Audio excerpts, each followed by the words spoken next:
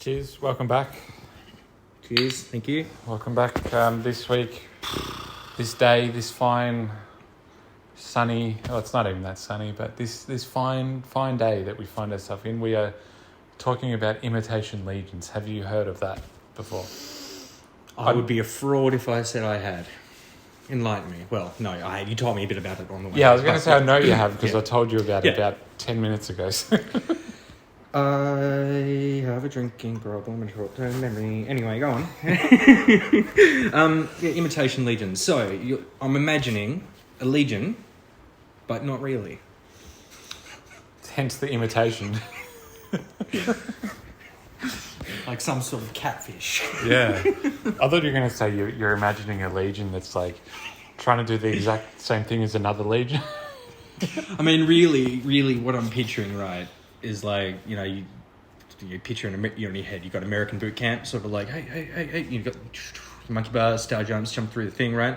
And then cutting straight over to the video of like the Afghanis sort of like doing their star jumps and trying to use the monkey bars and, rockets firing backwards and, like they're imitating the American army to a different effect. Yeah. But go on. Thank you. If you cast your mind back to the ancient world, I remember. The Roman legions were the par excellence. You're going to use a word that you can't pronounce and I don't understand.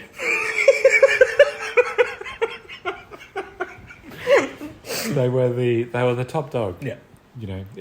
End of the Republic, sort of first couple of centuries of the Empire or whatever, they were the supreme military force of the ancient world. Chads of the ancient world. The legions sort of conquered the entire Mediterranean on behalf of the Roman people. Got to check that bit in. And they protected sport. They were nigh unstoppable. They didn't lose too many battles, and if they did lose, then they never lost the next one. Yeah, there was, Canterbury or whatever, how you pronounce it, Forest comes up as to mind, but that was more of a really shitty ambush. Yeah. And smoking. What if he was going through Augustus's head, by the way, when he's like sitting in his palace or whatever in Rome, and there's all these like essentially plebs like out in somewhere in Germany, just in this forest, and he gets the message like, yeah, they've all been dead, and so's the commander, and he's just like, oh man. Is that where the quote of the "Give me back my legions"? Is that where that comes from? It fits. It fits. Might as well be true.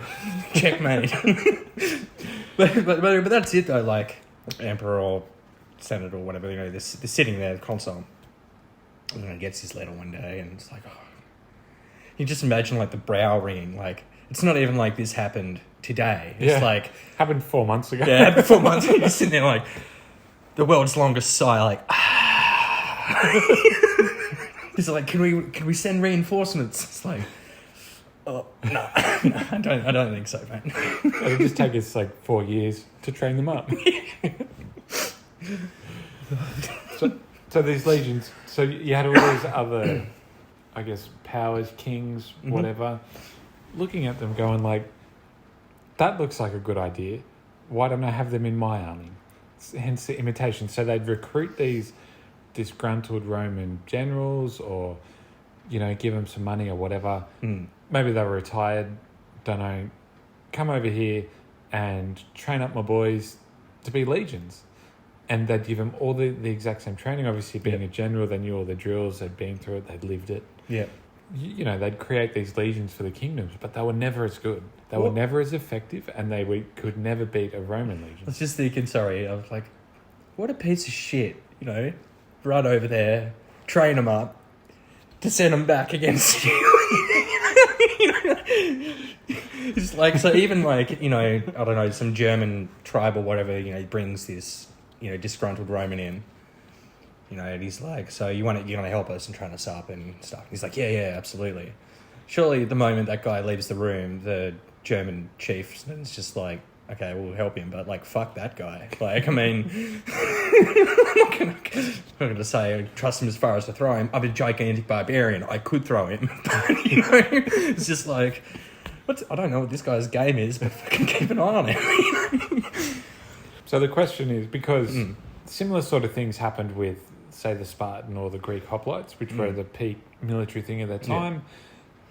And so the question is why are these imitation legions that had the same training, why are they not as good as the authentic thing?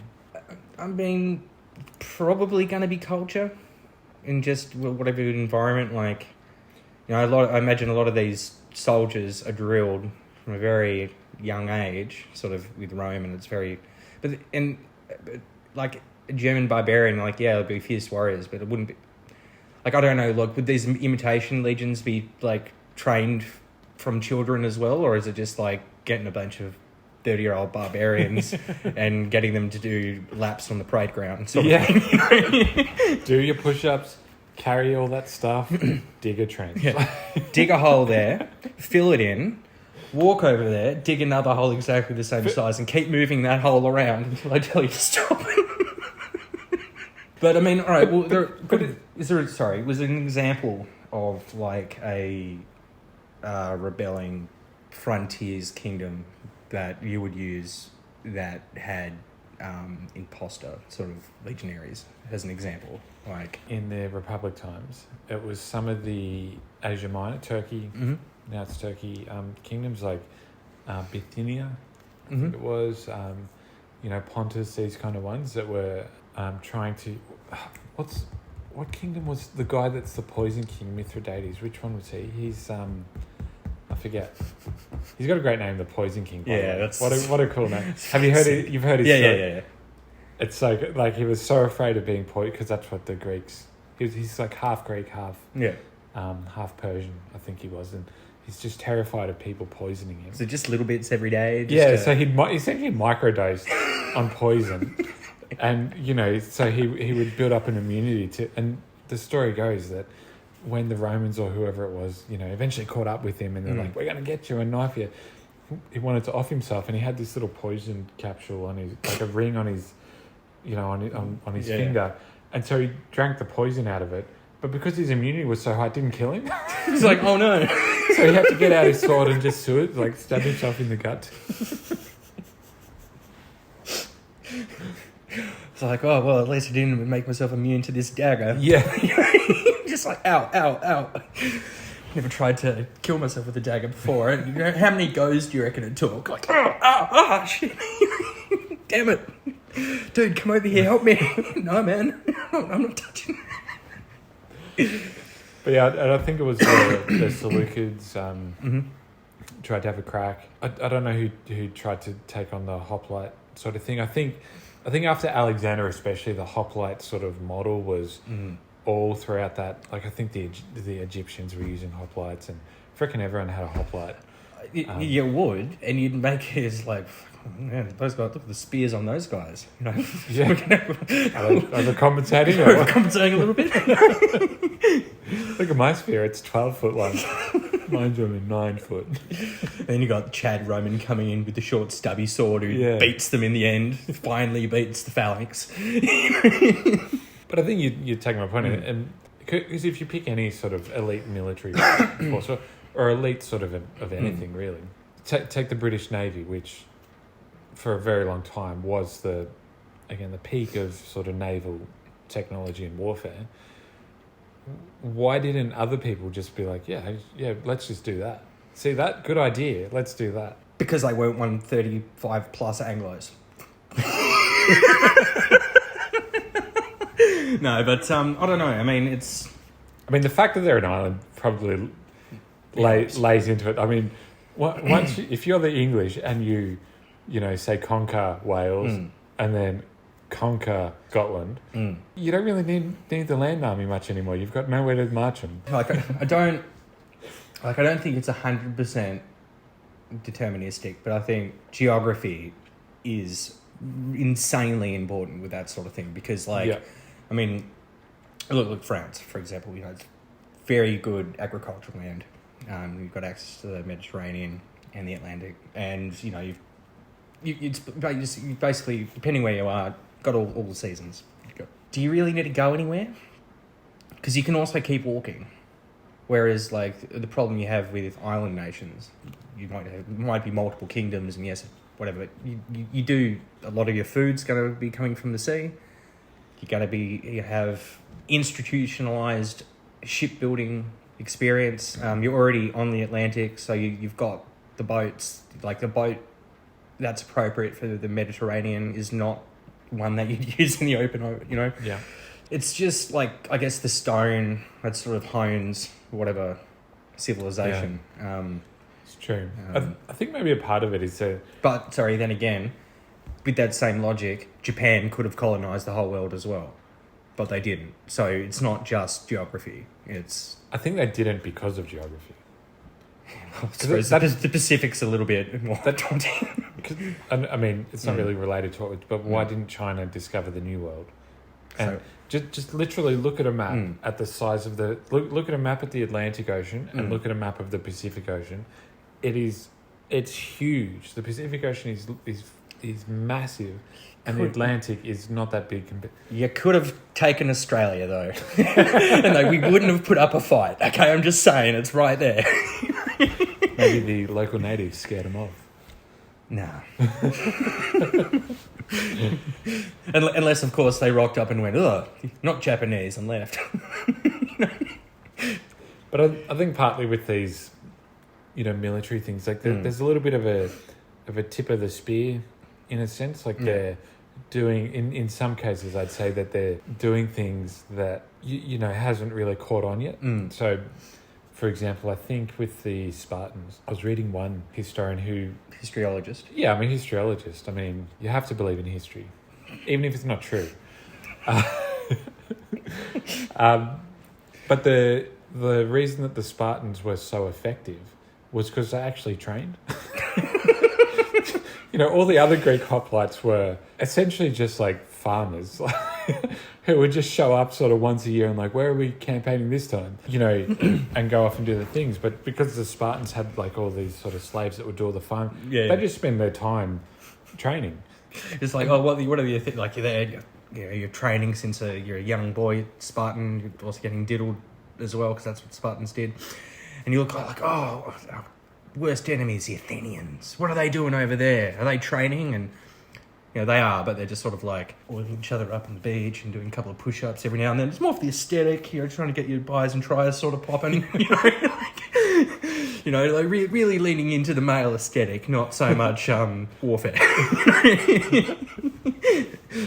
Yeah, like they were glamour. They hit the glamour muscles.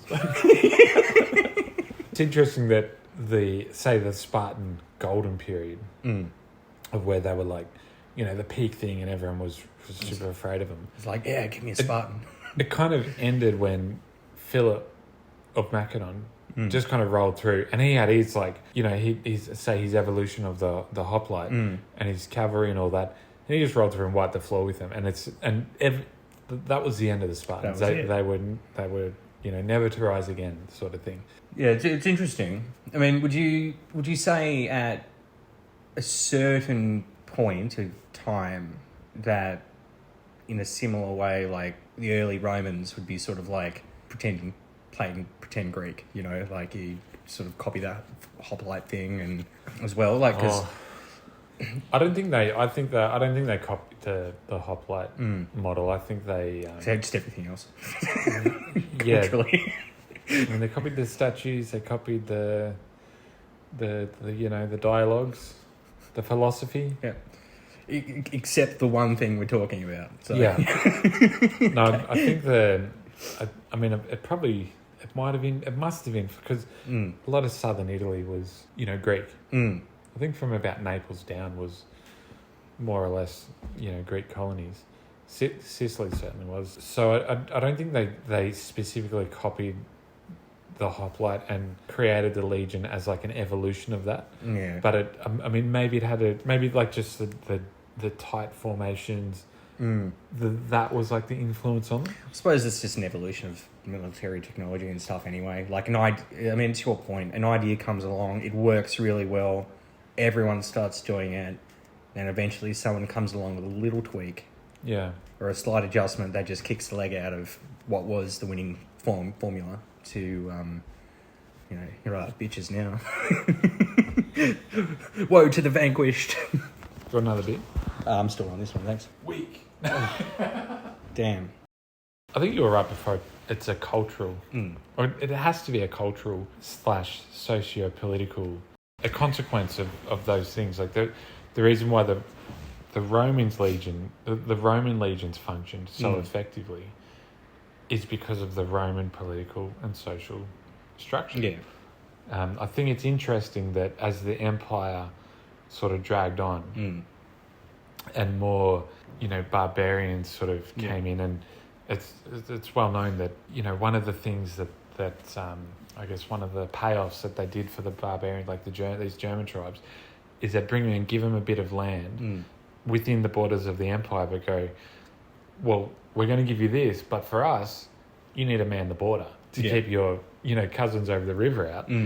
And these Germans would sort of come into the legions. Yeah. And I mean, it'd been happening before that as well. Like you had auxiliary units that were made up of barbarians and Germans and Franks and whoever else. Well, I'd suspect maybe bit by bit that degraded the social memory of the legions, because just by having another culture come in, and you have sort of, say, the Roman culture and the Germanic culture mingling, it creates a new culture that has different values and different a different structure that meant that maybe the legions weren't as effective. You're making a really good argument for zero immigration. But close the borders. But an example, I guess, to the same what you were talking about as well, like with culture, like it's way more recent, but like look at like Britain or the English in India, right? So you'd have your you'd form your line, and these are specifically talking about like you've got your red coats, you stand shoulder to shoulder, you fire one bullet every 60 seconds or whatever, and you have to stand there, and you're getting flogged by cannonballs, and you have to keep standing there, and you take it, and you just need to keep loading. The bloke next to you might disappear, but you got to stand, right? The English, really good at that. France, good. German, whatever. They could stand there in the fire. There was a lot of, and there was some success, but it's the same as like when the English were in India, the British Raj, they'd try and get legionary. They weren't called legionary. I can't remember the exact term, but when they'd train them up exactly the same way, they just wouldn't stand. You'd have some success, but a drilled army from the continent will stand there and can take cannonballs all day in a wet paddock and not move. Like, it's insane to think about now. But like a lot of these conscripts from other places in the empire just didn't have that medal. And whether or not that's a cultural thing or whether or not the incentives, who knows? But just got to stand there, and they didn't. So yeah, it's a... Yeah, maybe they were cowards. Could be. I talk a big game. I say we when talking about the English. However, calling a spade, I'd run it off with the Indians as well. I wouldn't stand. One whiff of gunpowder on. You're talking a big game. You're out there with the boys. You're walking, marching side by side, and then you hear a bang. It's like, oh shit! I'm out. So yes, no, I wouldn't stand. No, I like to think so, but I don't. Not under cannonade fire. No, I mean there's a reason we started a podcast instead of joined by MMA or something. I forgot what's the main MMA called. I forgot it. With the octagon, what's it called? Isn't it MMA? It's not. It's got to be called something else. It's not just MMA. It's got to be called something else. Autumn sports something. What's it called? Conor McGregor was in it. I keep thinking Fight Club. It may as well be. What's it called? MMA? No, that's what the sport's called. But and they have it's like, we're going to get in the octagon and we're going to kick the shit out of someone. Alex is just looking it up on his phone. I don't know what I'm looking up though, because Just look up Conor McGregor. UFC. UFC. Jesus Christ, that's it. That's exactly it. Well, thanks for the chat. Fucking hell.